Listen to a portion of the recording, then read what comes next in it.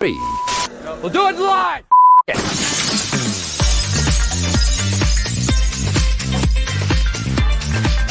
Now we're live. Aaron Kennedy. The general craziness of it, the impact on your life. We have gone through so many stories and we said, you know what? This should not be kept to the two of us.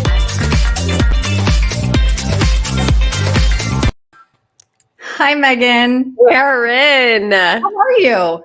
Oh, man. I am adjusting to going from summer to fall.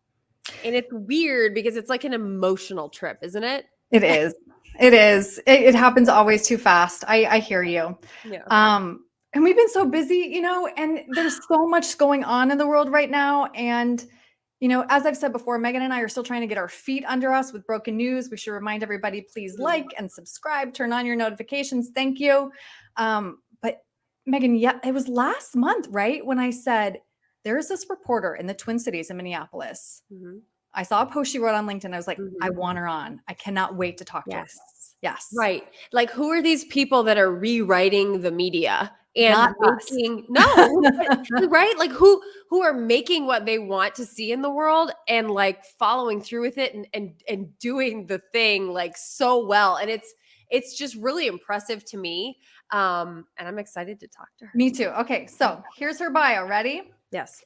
Georgia Fort, an Emmy-nominated journalist whose reporting has been featured on CNN, ABC, NBC, Fox, and CBS affiliates.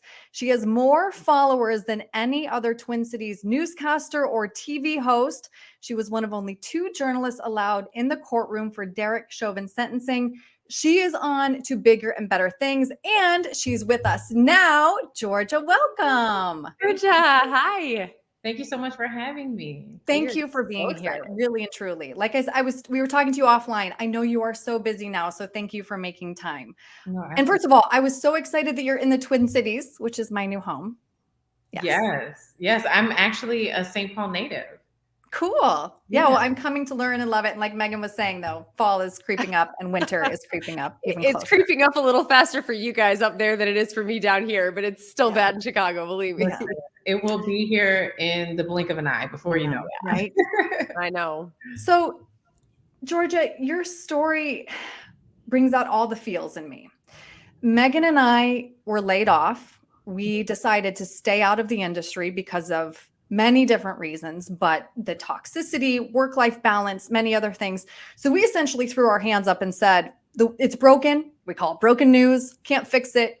You, though, are trying to fix it in your own way. Tell us about what you're working on. Yeah, well, I don't know if fix it or change it, reform it. Yeah.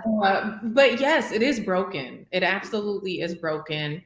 And to be honest, I mean, I technically was laid off also because I wasn't eligible for maternity leave when I was anchoring the news at my last mainstream position. Mm-hmm. And it felt really, it felt really discriminatory to be a woman, a working woman in the 21st century, to have, paid all the dues and done all the things to climb the ladder the right way for more than a decade. And, there was a point in my career where I was a single mom with my oldest, and, her father and I parted ways. And so to get married and to try to do things the right way, I thought it would be easier, but it ended up being more of a challenge because my employer would not give me maternity leave. And so I went from being a news anchor to being unemployed, and I was fired legally.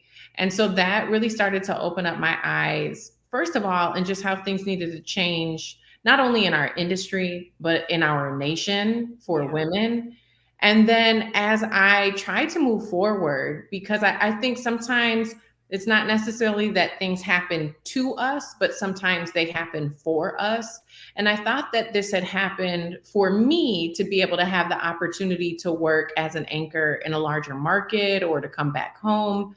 But when I realized that having that kind of blip on my resume became a bigger hindrance for me to move forward in the industry, I started to realize that there were a lot of things that were wrong with our industry. including, things like me being African American and not being able to wear my hair curly the way it is today when I would report or anchor on television, that it was actually required for me to straighten my hair. And so when I realized if I wanted to keep telling stories, I was going to have to figure out a non-traditional way, I saw how that could actually work to my advantage and how I could become an instrument to help advance our industry collectively. Yeah. I mean, look, there's so many things in that industry that were started many, many years ago that simply haven't changed, because I also feel like people who try to rock the boat in many cases, they'll just get rid of you, oh, you don't like that? Okay, you can find another station. And so things tend to stay the way they are because it's very difficult to affect change. I don't know how you affect change in that industry outside of doing what you're doing now, which is kind of rewriting the playbook and doing what you feel is right in the way you feel it's right. Absolutely. It's really challenged me to be creative, but the truth is, when you look at the way our industry's changed, Aaron and Megan, like social media, the internet, I mean, it's made it possible for anyone to publish content online, which can be a plus and a minus, right? I mean, this has also been the culprit of a lot of misinformation, but it's also allowed independent journalists like myself to bypass the networks. I don't need anybody's permission to go out in my community and tell stories. And it took me a while to come to that revelation, but I worked as a multimedia journalist for a corporate news company for several years. And I always tell people who are not in the industry, and they're like, well, what is a multimedia journalist? I'm like, it's just a really fancy name for a reporter with her own camera. Doing everything. Yep, doing it all. A one-man band, and in our case, a one-woman band, right? And so I would go out, I would film my interviews, I would edit my interviews, I would script it, I would write the anchor lead in, I would have to go back out, set up my live shot. So fast forward, when I was pushed out of mainstream media and no one would hire me, I realized, you know what? I actually don't need them to be able to do this work. I just need a camera and a microphone. And so I was able to, write a couple grants, get enough money to buy some equipment. And I just started going out and doing little packages and publishing it to my little Facebook page. And the thing that happened, I think, that was an indicator to where our industry really is that by just doing that, I cultivated this huge audience. And it shows that people want something different. There is a huge need and desire for more diverse reporting, for reporting that is more authentic to communities of color. What good is it if these newsrooms diversify when they still require Black and brown people to conform to a white standard? If you're going to hire me as a Black woman, but you're going to force me to look white and talk white, what is the point of hiring a Black woman? Just go in, if you want a white woman, go hire a white woman, and not to be offensive, but I think our differences should be embraced, because that is when we're talking about conveying stories, authentic stories in communities of color. If we really want to resonate in those audiences, then we need to portray something that's authentic. I'm glad you bring that up, Georgia, because in the decades that Megan and I were in local TV news, I do feel like there was a push to hire a more diverse news team, right? The people who are on TV should look like the people in your community. Mm-hmm. But you felt that, and this was what I read on your LinkedIn page, essentially, that you were asked by some newsrooms to tone down your social media and tone down the narrative, right? So what did they give you any specifics on what you were and were not? Can you share that with us? Sure. So after I decided to just commit to being an independent journalist and quite frankly, I just went out and started doing exactly what I would have done if I was employed by these stations, but I just did it for myself. And so once I did that, I landed an interview with attorney Ben Crump. I believe I'm still to date the only journalist in this market who has done a sit down interview with him. After that interview aired, someone from every station reached out and they encouraged me to reapply. Um, Following that, I mean, I've had several stories that have gone viral that have reached millions of people. We reached 15 million people with our streaming of the Derek Chauvin and the Kimberly Potter trial. And so after one of the stories went viral, I believe it was the story of Hardell Sherrill, who was denied adequate medical care and died in Beltrami County Jail. After that story went viral, a news director reached out and wanted to have coffee to discuss, my interest for a reporter position that she had open in her newsroom. And I'll be honest, I wasn't 100% interested in the reporter position, but I was interested in developing a relationship. And so I did meet with her, and we talked very candidly about a lot of things that are happening in our market, a lot of things happening in her newsroom, and a lot of things that are happening with my reporting. One of those things, because the meeting happened a few days after the fatal shooting of Amir Locke. One of the things I had tweeted, I think that morning, was how many lies does the MPD have to tell before local journalists stop considering them a credible source? Minneapolis police. And so I think because I'm a Black woman and because I double down and unapologetically tell stories about the Black community, and I'm asking critical questions like this to move our industry forward, I'm considered an activist more than I'm considered a journalist. But I think any good journalist in this market or across the country, quite frankly, should be asking this critical question, not just about MPD, but any political leader or any, agency that is, trusted just because. Yeah. We even in the last presidency that we had, there was so much misinformation that was coming out, but we have trained journalists to just quote whatever, just source it. No, go vet it, go fact check it. Because if we've arrived at a place in our industry where the standard is tell both sides, which means sometimes you're telling the truth and sometimes you're telling a lie. So do we value both sides more than we value the truth?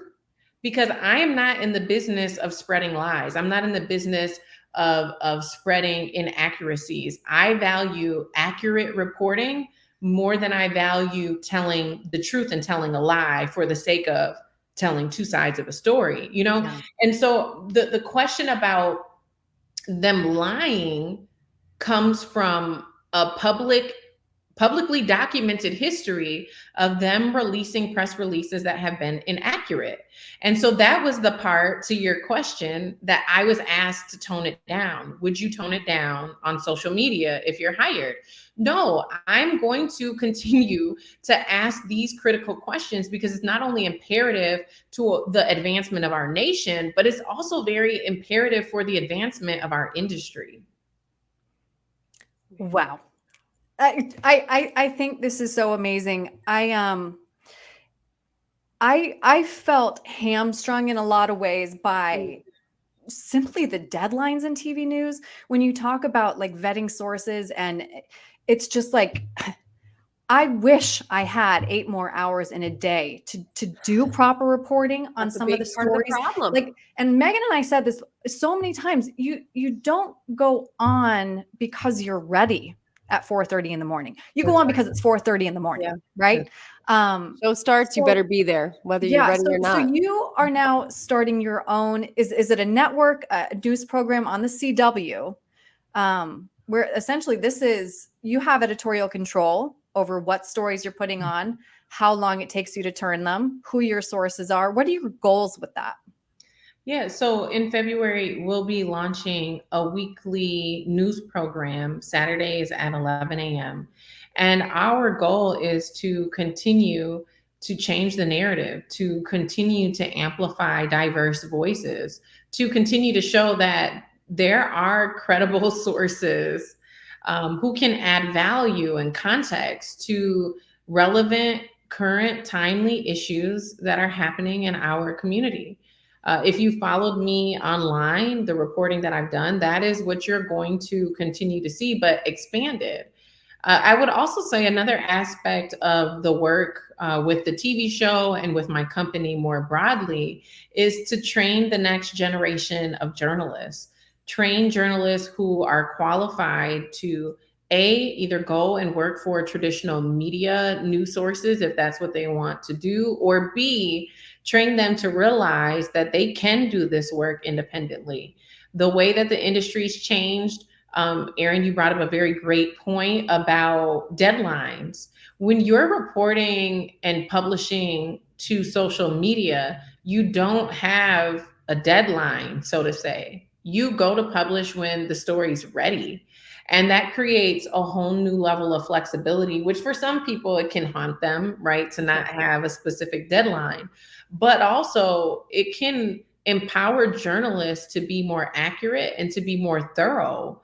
You're not publishing or sensationalizing things just for the sake of hitting a deadline. I remember so many times working in a newsroom where it was a slow news day. There was really nothing to report on. And then it feels like we're literally making up a story. Think about that. We're Yeah. making up news. I've lived it Oh, too. that's Yep. happened so many Absolutely. times. Yep. That is a scary place to be. Oh, well, let's just do something on car seat safety. Well, winter. So Gas prices. Yeah.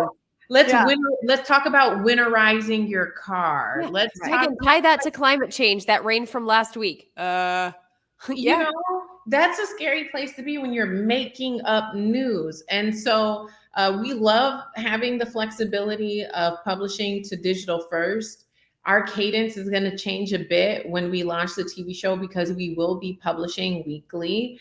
However, some of that content will be amplifying Black joy, which is not, it's timeless, right? There's not necessarily a timeline on that, but we don't see it enough in traditional newscasts. And so Certainly we don't see it in Chicago. I'll tell you what, when we were going to communities of color, it wasn't for good news stories. Yeah. And we need to normalize that because our community is not a monolith. And when you have that type of slanted coverage where the only time you're seeing Black and brown people in a newscast is when you're looking at a mugshot, then you're training society to believe that that's all that is in that community is criminals and thugs. When we have people who are doing great things in our community as well, we have esteemed lawyers and doctors. Our children are setting up lemonade stands in their neighborhood too. All of the feel-good stories that we hear about, that are happening to Sally in the suburbs and her children, the same thing is happening to Lakeisha, who lives in the hood, so to say, except for we as a society or within our industry have not normalized telling those stories. And whether it's because there's no one in the newsroom to advocate for those stories, or how many times, and I don't know if you guys experienced this, but I will say, being a reporter of color working in mainstream media, how many times did I pitch those stories and they got shot down?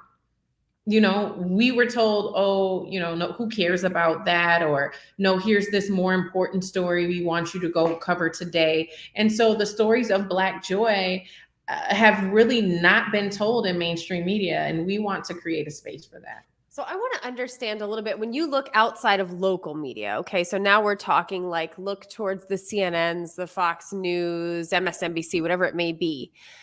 There's a place there as well where I think a lot of what you're talking about is also not covered. You may find political viewpoints depending on which network you're watching, but it's not all political viewpoints, is it? And I still feel like they're beholden in large part to a lot of the same things that local news has to deal with.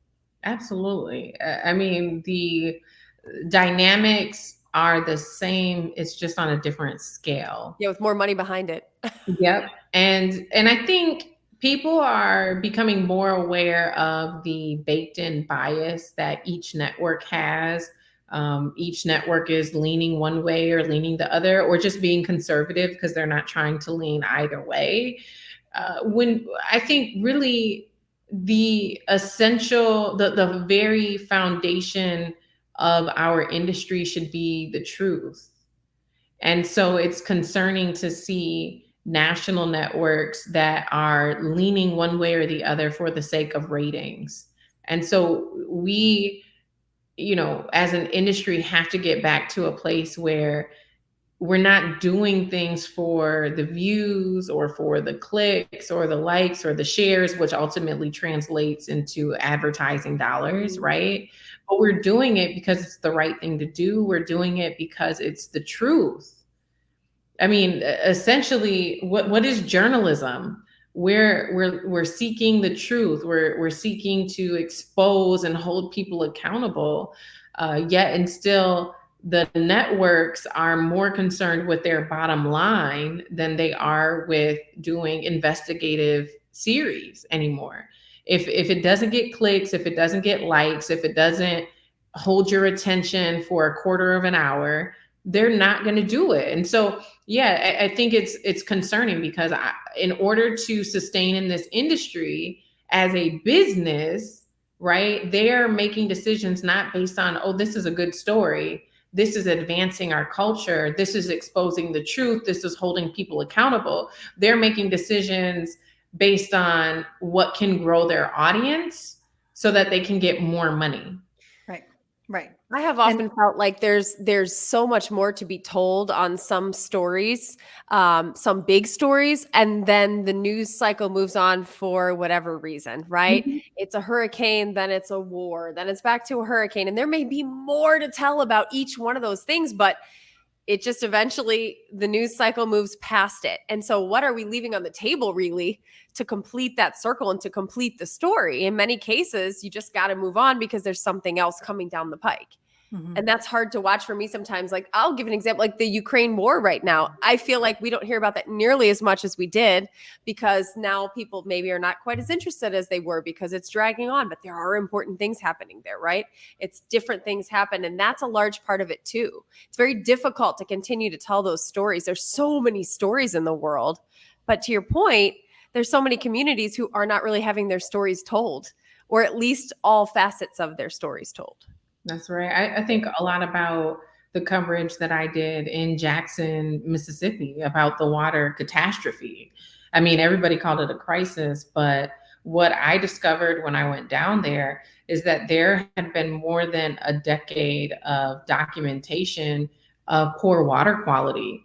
In 2010, the Department of Health, the Mississippi Department of Health, cited the city for being in violation of the water quality standards. In 2012, the federal government cited the city. The Environmental Protection Agency, I think, fined the city of Jackson nearly $500,000 because of their water quality. That was more than a decade ago. Yet and still, what we heard, the narrative that was portrayed in mainstream media nationally for the 2 days that it made local news was,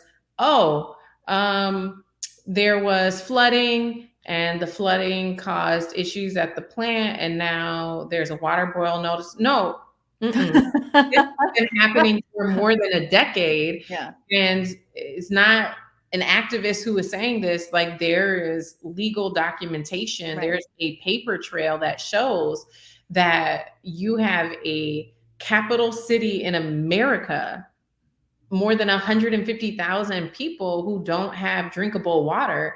And that went on for nearly 2 months. Yeah. But when you look at water boil notices over the last 2 to 3 years, you'll find that that city has been under a water boil notice more than it hasn't in the last 2 to 3 years. These are all details, nuances, complexities that just weren't simply being covered and still are not. The pursuit for clean, safe drinking water for Jackson residents is still ongoing today, because despite them restoring water pressure, despite them testing the water and it being drinkable at the plant, what happens when it leaves the plant and it goes into pipes under the ground that are made of lead? Well, I'll tell you what happens. What happens is children test positive for lead, as we're learning in a new lawsuit that just came out that we're also not hearing about. Right. And so, Megan, I totally agree with you that there's so many stories that are out there that are worthy to be on national news and even on our local news. But I feel like, local news is prioritizing what bumper, what kicker they're going to end the newscast with, right? And I think national news is prioritizing leading with whatever story they think is going to help them sell ads. So Can it be fixed, Georgia? Or is it beyond that and just need to write it your own way now? I've decided that you just got to write it your own way, but I do think because we come from the industry, right? Our focus has primarily been on how do we fix it? Can we fix it? And looking at the system. I think there's also a second side to this conversation that we don't explore enough, which is educating news consumers to see past the BS and educating news consumers to understand how their behaviors and habits are contributing to the results that we're seeing in news. Because if every CNN or every MSNBC or every Fox viewer turned their TV off, they would be forced to do something different. So if we're going to sit back and we're going to wait for the executives and the presidents and the owners of these companies to do something different, they're going to keep doing the same thing as long as they're turning a profit at the end of the year. But if the people unite and the people start to get behind programs like yours and like mine, then these larger companies are going to have to take notice. So yes, I've decided that I'm not going to try to fix it from within. I've decided to launch my own thing. I've decided to train other journalists who can be deployed into these spaces to try to change it from within. But I'm also actively trying to have conversations with the general public about their media consumption habits and the power that they have to change the state of media. Georgia, please don't compare what you're doing to what we are doing, because you are actually affecting change and making a difference in this world. We're just complaining. Okay. Hey, a good complaint can go a long I wanted to bring up, I'm sure you know this already. I was just reading a Gallup poll. Media confidence at record lows. Only 11% have some degree of confidence in television news. I'm sure that comes as no surprise to you. My big question for you, Georgia, what you're doing is such a hustle. Not only are you digging into these stories that are overwhelmingly complex and affect so many people, the emotional toll of doing that, I can't imagine. But you are also having to act as a fundraiser and CEO and starting, you're hiring other people to support your newsroom. How do you, why? Like, what is your motivation for it? Because I feel like at some point I would have just said, this is too much. I cannot do this. I don't think I could do what you are doing. Well, I think for me that the answer to that is very personal. It really has little to do with my professional experience, and it has everything to do with my own personal upbringing. And in order for me to not become a product of my environment, I had to hustle. I had to figure out how to get out of the situation that I was birthed into. I had to wake up every day throughout my childhood and adolescence and convince myself that I was more than the environment that surrounded me. And so when you have that type of, early survival mentality ingrained into your being, it becomes a piece of cake to, try to figure out, how do we solve this problem? How do we employ 7 people with $70,000, right? Well, when you had to figure out how to feed 4 people with $250 in food stamps, you become very resourceful. And so, I'm going to keep waking up every day and putting one foot in front of the other and continuing to try to move forward. But yeah, it hasn't been a cakewalk. I do think that those formative years it definitely informed the businesswoman that I am today, the ability to be resourceful, the hope and the drive to continue to find solutions and resources. A lot of people don't know I went to school for business. So it also is full circle to be at a point where I am running a business, and tapping into the branding and the marketing. And so I'm not fully overwhelmed when I also have to do the accounting and work with legal and, but my heart is always with the stories. And so I am pushing myself to create a team so that I can stay focused on the stories while I have experts who are managing the finances and the website and the advertising and sales and hires and et cetera, et cetera. I just want to tell the stories. But my reality as a Black woman, as a biracial woman, has been, if I'm going to be able to tell the stories freely and authentically, that this is what comes with it. Because when I worked for mainstream media, and I had the opportunity to tell stories, I had to do it on their terms. I had to fit in their box. I had to compromise a piece of who I am. And so if it means to have the freedom to wake up and not make up news, but actually report the news when it matters, and to be able to do it with the integrity that's truly required, right? If it means that I also have to wear this hat and this hat and this hat, I'm willing to carry that mantle because it's worth it. It's work that's worth it. Okay, you don't have that kind of drive without shutting your eyes at the end of the night and having a goal of where you're going to be, what you want to accomplish, like that end goal that you're striving towards. So what is that for you? What do you want this to turn into? I see what I'm doing as, building a media empire. And it makes me feel a lot. It reminds me of this piece of artwork that I fell in love with at a young age.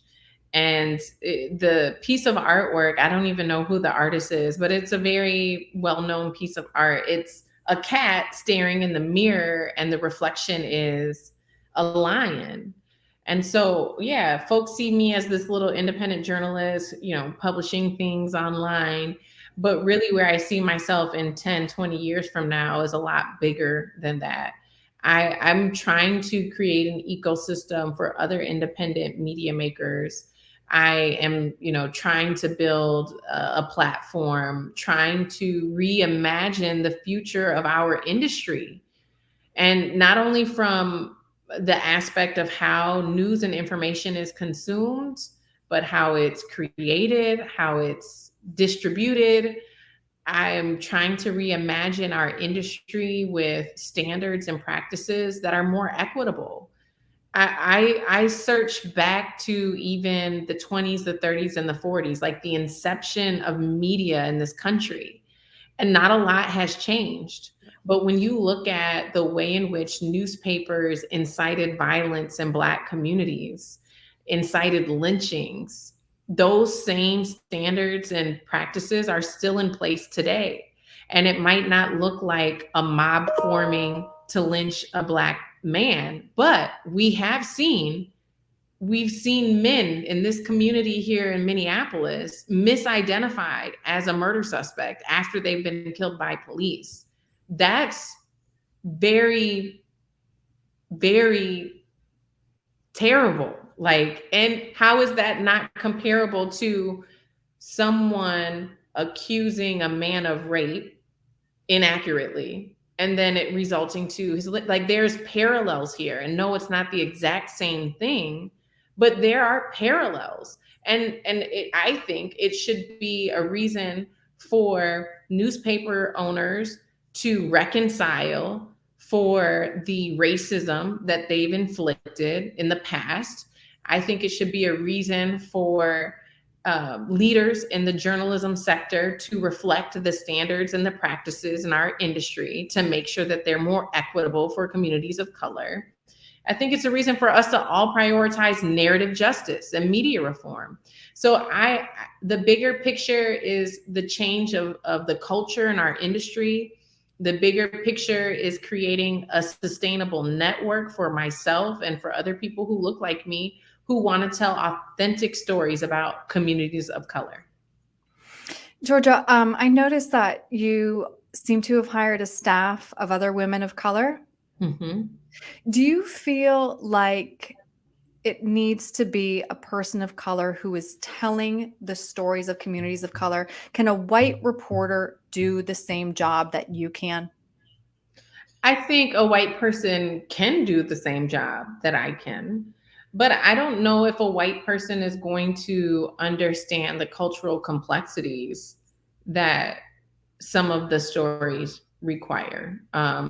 It's the same way that I can't relate to white culture, in a way that a white person can. There's just a specific nuance that will be missed, or there's a level of empathy that will be missed, that may be important to humanizing or drawing out. Like it would change the questions that are asked, which ultimately would change the responses that you would get.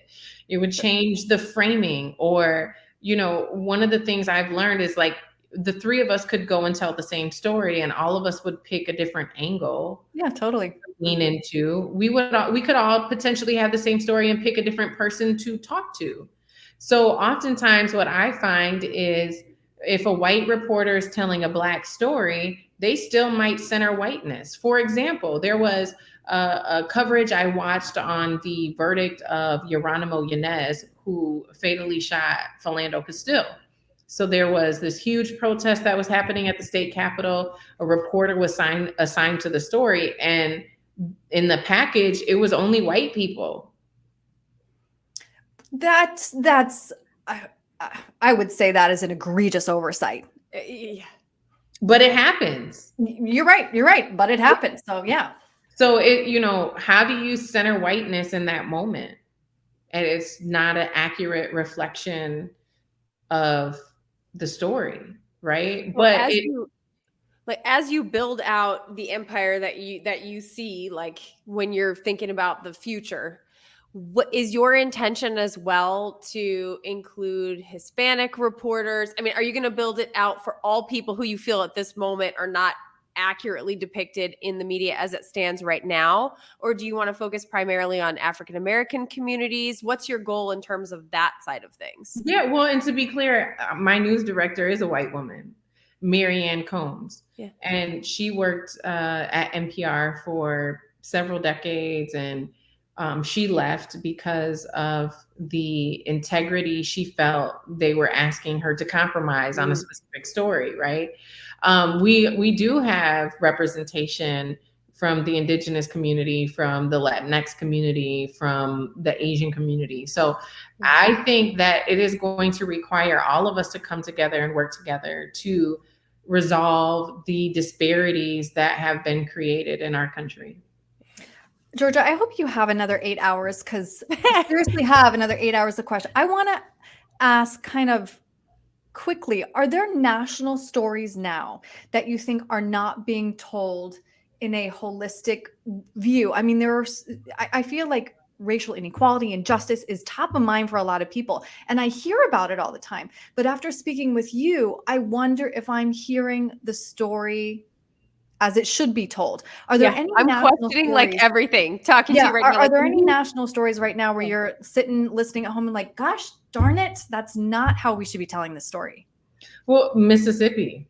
I Yeah. mean, that is one that is, I mean, front and center of mind, because I went there and was able to interview the mayor and attended a press conference held by the governor and was able to ask him questions. And to learn all that I learned, and to see a lot of that is not being brought forth in the national coverage. And now I think the national coverage has just moved on, right? But how about like Outside of that, I mean, I affirmative action is going to be in front of the Supreme Court, this next session. Are you going to be there? Well, I think that's to be determined. We haven't made a decision about that, but I will say, when you ask like what are some of the other stories? I mean, when you talk about racial equity, I think that was front and center in 2020 and some of 2021. But after Roe v. Wade, I think a lot of the national focus shifted, and there's not, and we anticipated this. Black people anticipated that we, after George Floyd, were going to be the thing to invest in, the topic of discussion. All of a sudden, Black people are in advertisements and getting promoted and all of the funds and the programs. But was it a real commitment, or was it performative? And was it a response to the murder of George Floyd? I'll tell you how it felt in newsrooms. It does feel like they're checking a box. Yeah, everybody has a program, and a lot of those dollars are starting to run out. So I don't think that our stories I don't think there's been a real long-term, authentic commitment to telling stories in Black and brown communities. And that's why I'm doubling down on the work that I'm doing, because it wasn't the thing that I wanted to do in 2020. It's my life work. And so if funders, foundations, corporations want to get behind it, great. And if they don't, we're still going to keep doing the work.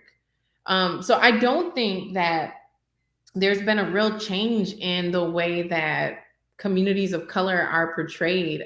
I think that there was so much action around racial equity after George Floyd that newsrooms had to cover it, but it feels in a lot of ways that we're backsliding, and we're at a space where we're starting to go back to the way things were.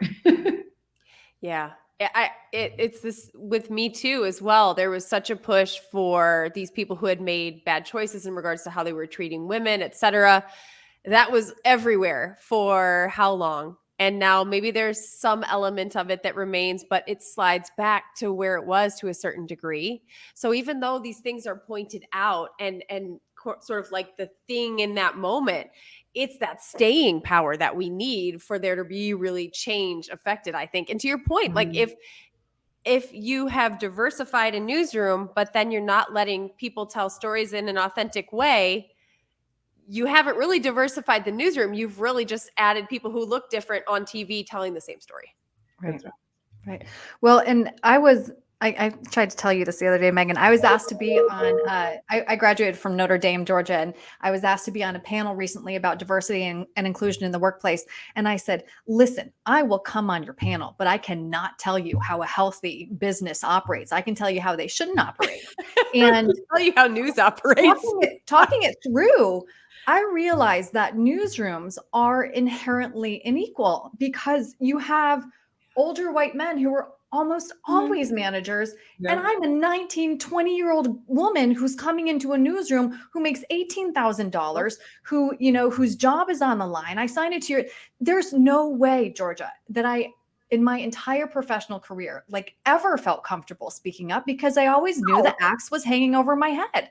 When the ground is shifting underneath you and you recognize that, how can you ever create the news. That's how I felt. How can I ever create the newsroom that I want when if I ever speak up, I'm just going to be canned, which is kind of what happened. So Yeah. Yeah, it kind of happened to me too. Yeah. it's all rhetorical at some point. It's just incredible. Yeah, it is. I watched even just watching the hurricane coverage, guys, over this last couple of, the last week or so.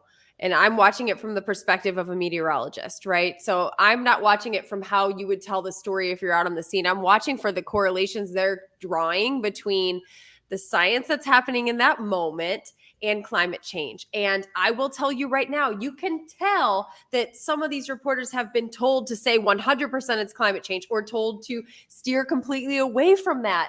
And really, that puts them in an awkward position because science is ever evolving. But to really get in and dig in and draw those correlations between climate change and actually really physically know that this happened because of that, it takes research. And you cannot say that in that moment. Story, right? Yeah, it's like you can say it may have exacerbated it, but to say this happened because of one thing, it's only telling a tiny bit of the story and not really understanding the story you're telling, especially if you're a reporter and you're not a meteorologist and you don't even really understand the difference between long-term trends and data. And you know what I mean? So these stories it's not even just in communities, but it's really even with these political stories, which climate change should not have ever become political, but here we are. Yeah.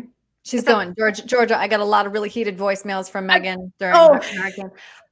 We have taken so much of your time. I want to make sure that we point people in all the directions where they can help support what you're doing. You have set up a GoFundMe page, which is, GoFundMe is the easiest way probably to help you, right? Yeah. Okay. I also encourage people to go to your website, which is georgiafort.com, where they can actually see some of the work that you've done and are doing. How else should we and can we support you?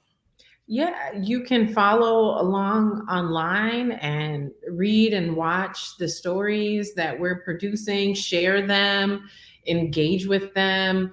All of that stuff matters. So it's not just about contributing money. It's also just about reading the stories, watching the stories, sharing the stories, engaging with them, following along. I'm on every social media platform. And, if you are able to contribute, we do have a subscription service. So we have about 350 monthly supporters who are contributing monthly to, support the continuation of my independent journalism. And then the GoFundMe has been set up for the launch of the TV show. Great. Well, I will absolutely be watching, Georgia. I very much look forward to it. I want you to know you have an open invitation to come on here at any point. You can say whatever you want here. I am so impressed by what you are doing and what you are building and like the vision it must take and the grit it must take to turn that into reality. It's a journey. It's definitely a journey. I'm sure it is. I am glad you're taking it, Georgia, because you're made of sterner stuff than me for sure, but somebody needs to be doing it. And I'm really happy that you're kind of carrying the flag of journalism with a capital J, because it needs to be done right now. Yep. Thank you. And I'm so grateful for this platform. These conversations are necessary because these are the conversations that illuminate the things that need to be fixed. And so often newsrooms are just, assigning stories and cranking out the next newscast or the next newspaper. But we're at a point in time, a critical point where the leaders in our industry need to stop and they need to listen to programs like this one so that they can better understand how to change the industry so that it's more equitable and so that it's more honest. Yeah. Well, I'm going to sit down and I'm going to have all my family sit down, kids included, and watch our show. I don't make them watch all of our shows, but I'm going to make them watch this one. All right. Georgia Fort, thank you so much for being on. We really, really appreciate it. Thank you. Bye-bye.